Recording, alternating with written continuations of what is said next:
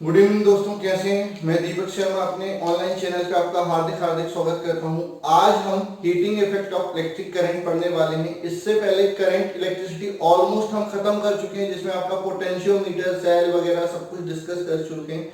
अब अपन बात कर रहे हैं हीटिंग इफेक्ट ऑफ करंट की और इलेक्ट्रिक पावर की, और उन पे पूछे जाने कुछ क्वेश्चनों की बात कर रहे हैं। ठीक है, तो सबसे पहले अपन बात करते हैं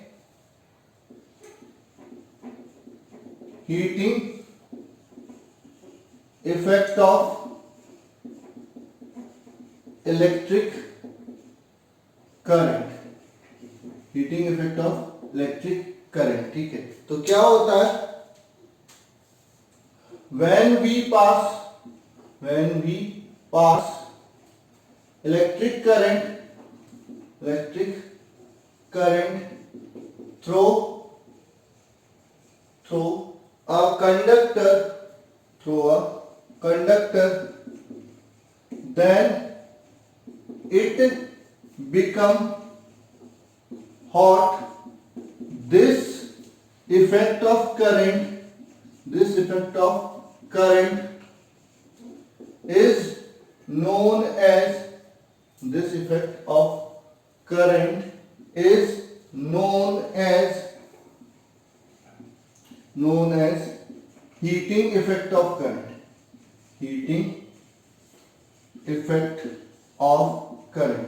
जब भी किसी कंडक्टर में हम क्या पास करते हैं, इलेक्ट्रिक करंट, कंडक्टर ले लो या कोई सी भी डिवाइस ले लो, आप घर में कोई सी भी चीज ले लो, किसी में भी करंट पास करते हो वो क्या हो जाती है, गर्म हो जाती है। हाँ, किसी में हीट कम प्रोड्यूस होती है, किसी में हीट ज्यादा प्रोड्यूस होती है, लेकिन हर एक चीज करंट पास करने पे क्या हो जाती है, गर्म हो जाती है। तो जब भी किसी कंडक्टर में या किसी इलेक्ट्रिक डिवाइस में हम क्या करते हैं, इलेक्ट्रिक करंट पास करते हैं, तो वो क्या हो जाती है, गर्म हो जाती है। तो करंट के इसी इफेक्ट को हम क्या बोलते हैं बेटा, हीटिंग इफेक्ट ऑफ करंट बोलते हैं। तो when we pass electric current through a conductor then it become hot, this effect of current is known as heating effect of current. मतलब जब भी हम किसी कंडक्टर में क्या पास कर रहे हैं, करंट पास कर रहे हैं, उसको अपन क्या बोलते हैं, हीटिंग इफेक्ट ऑफ करंट बोलते हैं। क्या बोलते हैं बेटा, हीटिंग इफेक्ट ऑफ करंट बोलते हैं। ठीक है, अब अपन बात करते हैं कि जो हीट प्रोड्यूस हो रही है कंडक्टर में वो किसके बराबर होती है। ठीक है, तो the heat produce in conductor is equal to electric work done.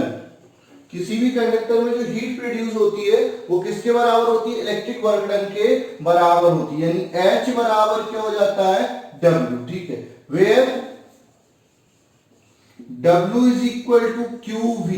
ठीक है, क्योंकि पोटेंशियल डिफरेंस क्या होता है, work done per unit charge. तो वर्क डन क्या हो जाएगा, charge into potential difference, where I बराबर Q upon T, so Q बराबर I T।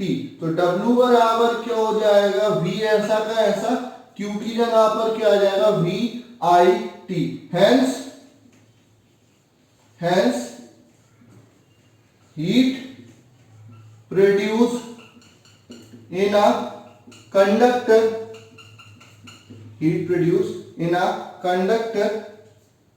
H is equal to VIT। Vellore institute of technology, JEE वाले ध्यान देंगे, एक वेल्लोर इंस्टीट्यूट ऑफ टेक्नोलॉजी भी है जो साउथ में है, जिसका बहुत अच्छा पैकेज जाता है। तो इसका भी एग्जामिनेशन आप दे सकते हैं, इसलिए मैंने आपको ये बता दिया। ठीक है, H is equal to VIT by Ohm's law,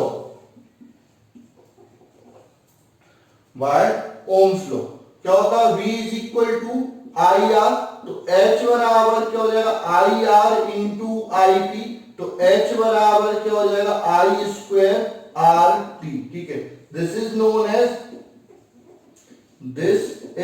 known as Joule's law. इसको अपन क्या बोलते हैं, जूल्स लॉ भी बोलते हैं। ठीक है, again by Ohm's law, V is equal to I R, तो I इज इक्वल टू क्या हो जाएगा, V अपॉन R। इस फॉर्मूले में रख दो, तो H बराबर क्या हो जाएगा, H बराबर होगा I अपॉन R का whole square into R into T. तो H बराबर I square R square into R into T, R से R कैंसिल, H बराबर I square T upon R, ये आपका हीट प्रोड्यूस इन कंडक्टर हो जाता है। तीन फॉर्मूले हैं, तीनों अलग अलग कब लगाने हैं, जब आपका करंट वोल्टेज टाइम दिया तो ये लगा देना, करंट रेजिस्टेंस टाइम दिया तो ये लगा देना, वोल्टेज रेजिस्टेंस टाइम, सॉरी ये V अपॉन R होता है, उल्टा कर दिया, V अपॉन R, तो V स्क्वायर बाय, ठीक। तो वोल्टेज रेजिस्टेंस टाइम दिया है, ये लगा देना, ठीक है। इसमें करंट कांस्टेंट मतलब सीरीज कॉम्बिनेशन में ये लगेगा, इसमें वोल्टेज कांस्टेंट यानी पैरेलल कॉम्बिनेशन में ये लगेगा। तो डिपेंड करता है कि कैसा कॉम्बिनेशन है, किस टाइप का क्वेश्चन है, ये आपका हीट प्रोड्यूस है ना कंडक्टर के लिए फॉर्मूला हो जाता है, ठीक है। अब बात करते हैं जूल्स लॉ की, ठीक है। पहले जूल्स लॉ की बात कर लेते हैं, फिर यूनिट ऑफ हीट। हीट की यूनिट, ऐसा यूनिट तो क्या होती है, जूल, ठीक है। प्रैक्टिकल यूनिट क्या होती है, कैलोरी, और जो कमर्शियल यूनिट है वो होती है आपकी किलोवाट आवर, ठीक है। तो पहले वही बात कर लेते हैं, यूनिट ऑफ एनर्जी, ठीक है, unit of energy, unit of energy, ठीक है, क्या हो जाएगी, जूल, ऐसा यूनिट, फिर प्रैक्टिकल यूनिट, प्रैक्टिकल यूनिट क्या हो जाएगी, कैलोरी, 1 कैलोरी बराबर 4.18 जूल। उसके बाद आपका कमर्शियल यूनिट, कमर्शियल यूनिट, ठीक है, क्या होता है, KWH, किलोवाट आवर, ठीक है। तो 1 kWh बराबर 3.6 इंटू 10⁻⁶ जूल, या 1 kWh बराबर 1000 वॉट आवर। वॉट आवर मतलब एक वॉट का बल्ब या एक वॉट की डिवाइस 1 घंटे जब जलती है तो जितनी एनर्जी कंज्यूम करती है उसको क्या बोलते हैं, वॉट आवर। 1 किलोवाट आवर मतलब 1 किलोवाट की डिवाइस, ठीक है, पंखा कुछ भी, कूलर वगैरह सबको मिला दो, 1 किलोवाट टोटल पावर हो जाती है। अगर वो 1 घंटे जलती है तो जितनी एनर्जी कंज्यूम होती है। अब क्वेश्चन क्या होता है, आपकी डिफरेंट डिवाइस दे देती है, उनकी पावर देते हैं, कितने घंटे चल रही है, ठीक है। तो पावर इनटू टाइम उनका वॉट आवर में हो जाएगा, उसको किलोवाट आवर में कन्वर्ट कर लोगे तो 1000 से डिवाइड कर लेना। तो ये एनर्जी पर डे भी निकाल सकते हो, पर मंथ भी निकाल सकते हो। ये KWH एक यूनिट होती है जो हमारे मीटर में बनती है, ठीक है। हम आपको क्या देंगे, रेट ऑफ यूनिट दे देंगे 5 रुपए पर यूनिट। तो बिल निकालना है तो पहले आप देख लोगे कितने किलोवाट आवर या कितने यूनिट बनी है, कैलकुलेट कर लोगे, उसमें रेट का मल्टीप्लाई करोगे, आपका इलेक्ट्रिसिटी बिल मिल जाएगा। तो इस टाइप का क्वेश्चन भी पूछा जाता है, ठीक है। तो ये आपकी यूनिट हो गई किसकी, एनर्जी की। इसकी बाद अपन बात करते हैं जूल्स लॉ। जूल्स लॉ क्या बोलता है, according to Joule's law the heat produced in conductor first is directly proportional to कई लोग इसके साथ ही लिख देते हैं तीनों को, directly proportional to square of current H proportional to I square, ये बाद में लिख देंगे, and is directly proportional to resistance of conductor. तो H प्रोपोर्शनल टू R, ये equation second, third, directly proportional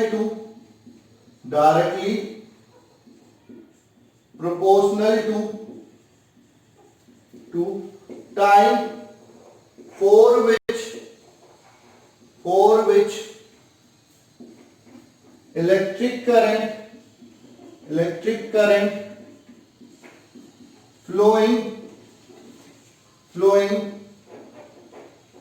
through it। ठीक है, तो आपका H प्रोपोर्शनल हो जाएगा T के, ये इक्वेशन थर्ड होगी। By combining equation first, second and third, तीनों इक्वेशन को कंबाइन कर दो, फर्स्ट, सेकंड और थर्ड को, तो क्या हो जाएगा, H प्रोपोर्शनल हो जाएगा किसके, I स्क्वायर आर टी के। ठीक है, जब भी प्रोपोर्शनलिटी का साइन हटता है तो क्या आता है, कांस्टेंट, तो H बराबर के I square R T, where K is proportionality constant। ठीक है, K बराबर कितना हो जाएगा 1, तो H बराबर I स्क्वायर आर टी, ये होता है आपका जूल्स लॉ। ठीक है, the heat produce in a conductor is directly proportional to I square R T या H is equal to I square R T, ये जूल्स लॉ हो गया। ठीक है, तो हीटिंग इफेक्ट ऑफ करंट हो गया, किसी कंडक्टर में कितनी हीट प्रोड्यूस होगी, हीट की यूनिट क्या होती है, जूल्स लॉ हो गया। अब अपन बात करते हैं application of heating effect of current.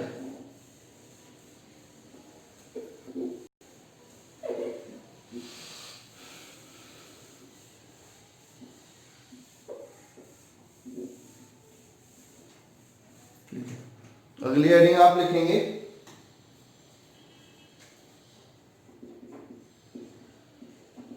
Application of heating effect of current.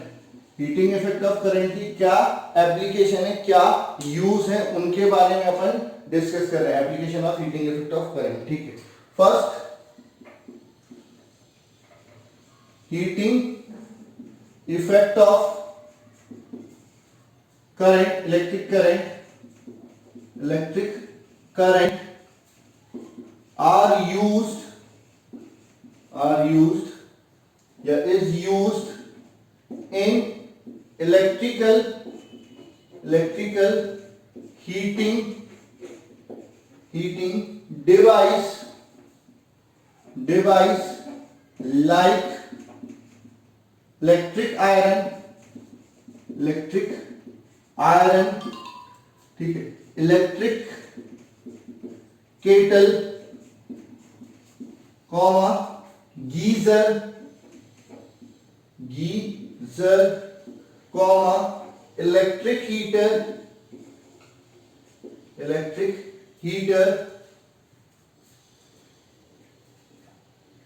Etcetera.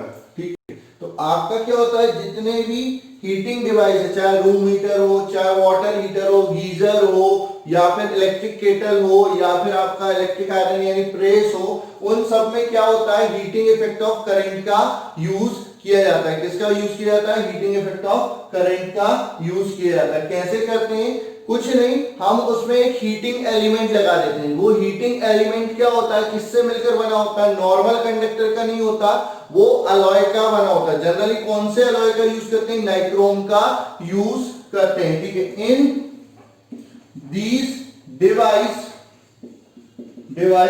The heating element is made up of wire of nichrome,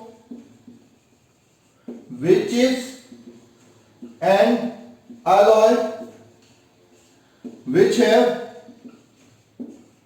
high resistivity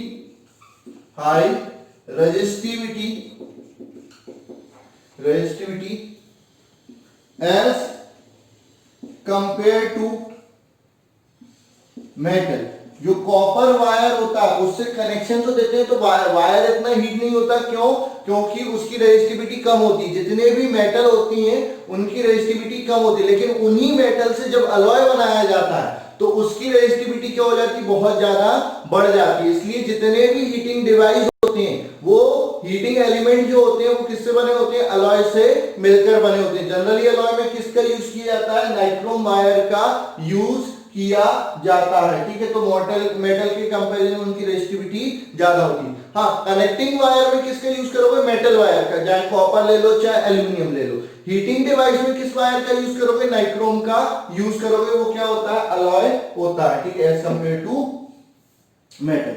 second, heating effect of electric current are used to produce light energy in electric bulb in which helium or neon and argon gas, helium, neon और argon gas is filled to provide inert atmosphere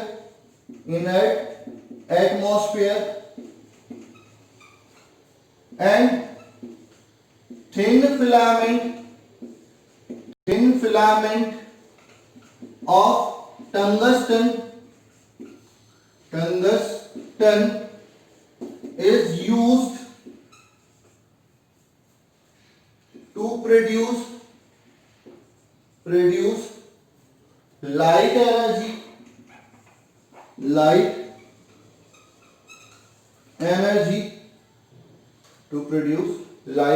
energy because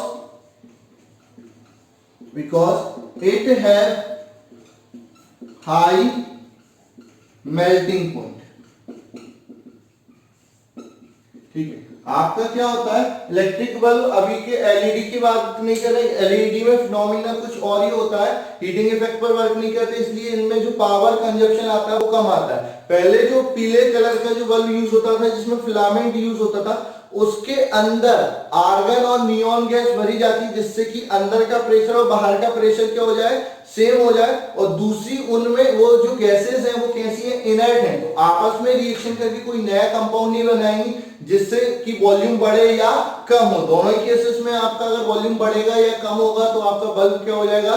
फूट जा सकता है या damage हो सकता है, इसलिए अपन inert gas use करते हैं। हाँ, फिर भी अगर क्या होता है बहुत ज्यादा वोल्टेज आता है तो हीट के कारण वो क्या हो जाता है? फूट जाता है, ठीक है। जो वायर होता है, फिलामेंट होता है, वो किसका बना होता है? टंगस्टन का बना होता है, बिल्कुल बारीक सा होता है। जितना पतला वायर होगा उतनी हीट ज्यादा प्रोड्यूस होगी, क्यों? पतले वायर का रेजिस्टेंस ज्यादा होता है, ठीक है। और वो किससे मिलकर बना होता है? टंगस्टन का बना होता है। टंगस्टन ऐसी मेटल है जिसका मेल्टिंग पॉइंट हाईएस्ट होता है, सबसे ज्यादा मेल्टिंग पॉइंट किसका होता है? टंगस्टन। तो बल्ब के फिलामेंट में किस मटेरियल का यूज किया जाता है? टंगस्टन का यूज किया जाता है, ठीक है। ये दूसरा एप्लीकेशन हो गया। तीसरा एप्लीकेशन आता है इन इलेक्ट्रिक फ्यूज। क्या होता है? It is the device which connected in series with live wire to protect the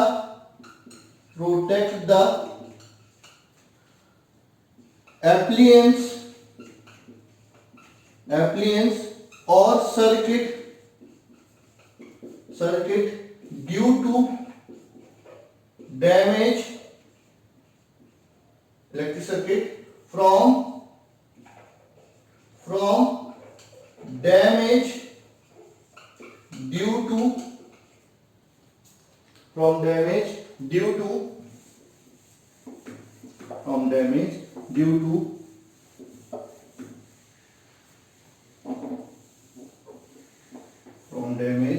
due to high current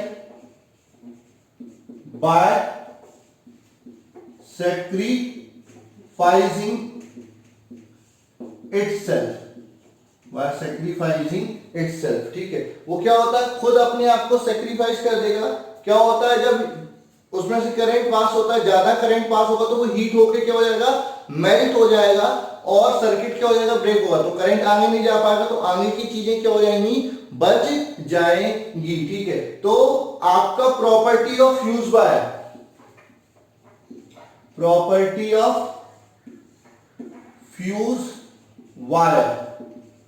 first it should have high resistivity, second आता है आपका it should have low melting point, resistivity ज्यादा होनी चाहिए, melting point क्या होना चाहिए, कम होना चाहिए, ठीक है। अब रेजिस्टिविटी ज्यादा होनी चाहिए, इसलिए अपन क्या करते हैं, अलॉय यूज करते हैं टिन और लेड का, जिसका मेल्टिंग पॉइंट भी कम यूज होता है। Hence fuse wire is made up of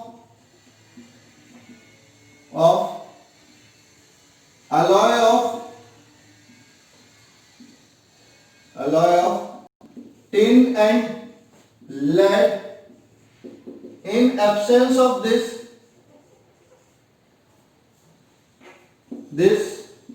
we can use thin wire of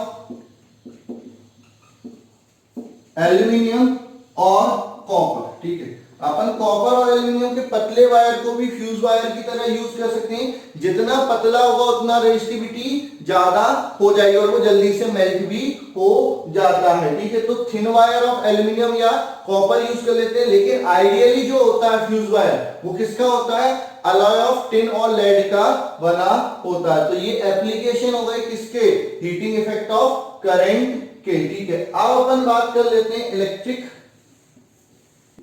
power की, ठीक है। इलेक्ट्रिक पावर न्यूमेरिकल अपन अगले लेक्चर में डिस्कस कर लेंगे, सारे न्यूमेरिकल जितने भी पॉसिबल हैं, ठीक है, किसके, हीटिंग इफेक्ट ऑफ करंट। तो कुछ टॉपिक अगर रह जाते हैं तो वो भी अपन अगले लेक्चर में डिस्कस कर लेंगे, ठीक है। अभी अपन इलेक्ट्रिक पावर के बारे में पढ़ लेते हैं, उसके फॉर्मूले के बारे में पढ़ लेते हैं, ठीक है। तो इलेक्ट्रिक पावर क्या होता है, तो अगली हेडिंग लिखेंगे इलेक्ट्रिक पावर, ठीक। इलेक्ट्रिक पावर क्या होती है, the rate of electric work done, the rate of electric work done per unit time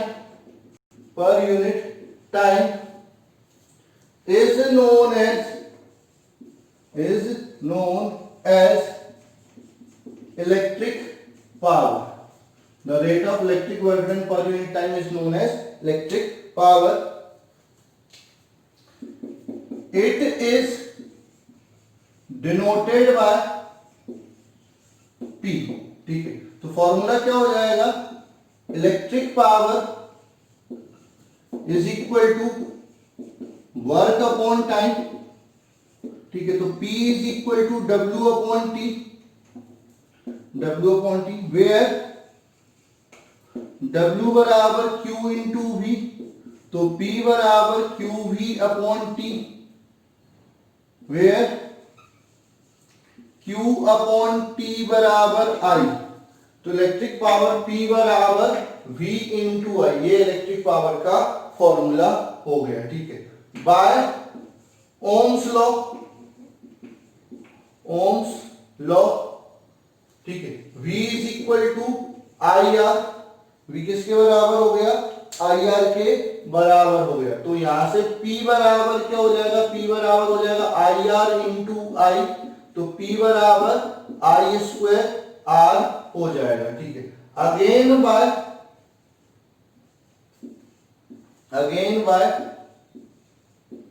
ohms law, again by Ohm's law, I is equal to V is equal to I R, I is equal to V upon R, ये value यहां पर रख दो, तो P बराबर V upon R का whole square into R, तो P बराबर V स्क्वायर अपॉन आर। ये तीनों फॉर्मूले हो गए, अलग अलग कंडीशन में अलग अलग फॉर्मूला लगाया जाएगा, ठीक है।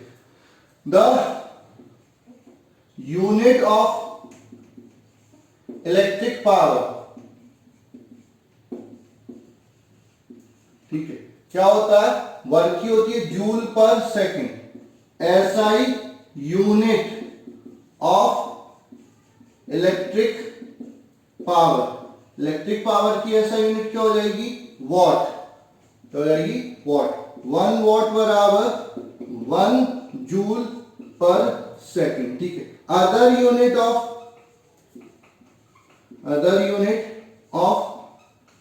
इलेक्ट्रिक पावर किलोवाट, तो 1 किलोवाट बराबर 1000 वॉट, ठीक है।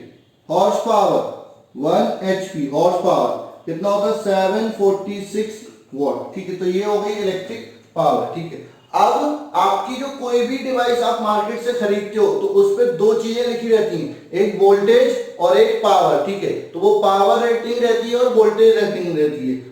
उसका मतलब ये नहीं कि वो हमेशा उतना पावर कंज्यूम करेगी, नहीं, अगर उतना वोल्टेज लगाओगे तो उतना पावर कंज्यूम करेगी। मतलब डिवाइस का जो पावर और वोल्टेज दोनों फिक्स नहीं होते, वोल्टेज चेंज होगा तो पावर भी चेंज हो जाएगा। तो फिक्स क्या रहता है, फिक्स रहता है उसका रेजिस्टेंस। रेजिस्टेंस किस फॉर्मूले से निकालेंगे, R is equal to V square upon P से निकालेंगे, ठीक है। अब कॉम्बिनेशन में, सर्किट में ये चीजें अलग अलग तरीके से निकाली जाती हैं। तो आज के लिए बस इतना ही, बाकी हम अगली क्लास में देखेंगे। ये पढ़ना जरूर है, करना जरूर है, ठीक है, क्योंकि अब आजकल ये कम पूछा जाता है, कम पूछा जाता है। इसका मतलब ये नहीं कि पूछा नहीं जाएगा, जेईई नीट में तो पूछा ही जाता है, सीबीएसई में भी कभी कभार एक दो छोड़ देते हैं, ठीक है। और एमपी बोर्ड में जब पूछा जाएगा बेटा दिक्कत में आया हो तो बेटर है कि आप पढ़ भी लेना, सबको पढ़ना है, कोई दिक्कत यहाँ पर नहीं आनी चाहिए, क्योंकि बिना इसके आगे भी क्वेश्चन सॉल्व नहीं होंगे। तो आज के लिए बस इतना ही, मिलते हैं अगले लेक्चर में, धन्यवाद।